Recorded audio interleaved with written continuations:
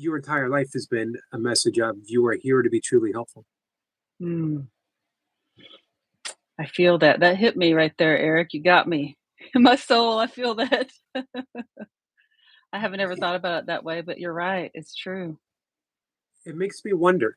You and we'll get into this. You've been through some harrowing times.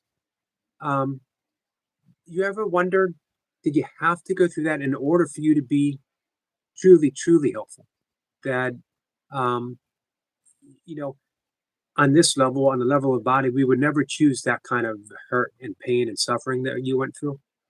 But Mhm. on the level of the soul, we can imagine that there's a deeper wisdom that's saying if you really want to be helpful, you need to endure this and get through it, and then offer that the amazing resiliency and teaching that you're able to offer people.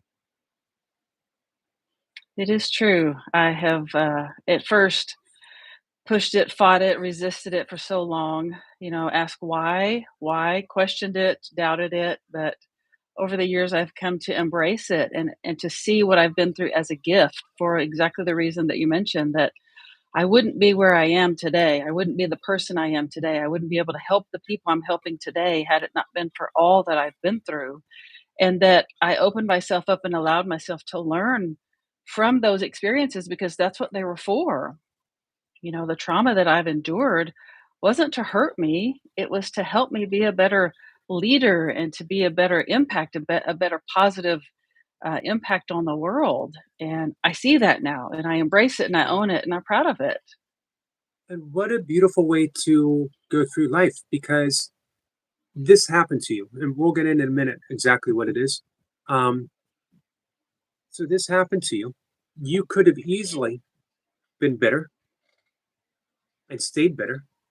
Um, and the attitude that you said, why did this happen to me? I don't deserve this.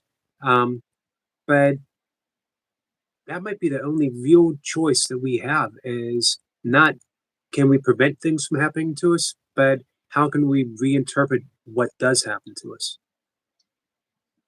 Yeah, it's very true, and I'm gonna challenge you there that I don't believe that's something that happened to me. I believe it's something that happened for me. Well, That it's a gift. And my oldest son, when he was 16, and I remember sitting at the dining room table crying, like, I just want my life back. I just wanted my life back because I was in a wheelchair and I couldn't even do anything for myself. And my 16-year-old son, this is going to make me emotional. I can feel it, said to me, Mom, there are two kinds of people in the world: those who have been through what you've been through and they allow it to be something that makes them a victim and they live as a victim their whole life. But then there are people like you who turn it into becoming a victor, that you use it as a stepping stone to become the person that you are meant to be and to impact the world the way you're supposed to impact it. well, And he said, that's how I see you. As a 16-year-old kid, he's a very sensitive kid. So I'm not surprised that he saw it from that perspective. But, your own child, he's witnessing this. He's witnessing me suffering and going through all this. Yet that was his perspective of me, was really eye-opening, and it was just so beautiful. it's a deep wisdom to be able to present to your parents, actually, to your parent. Amazing.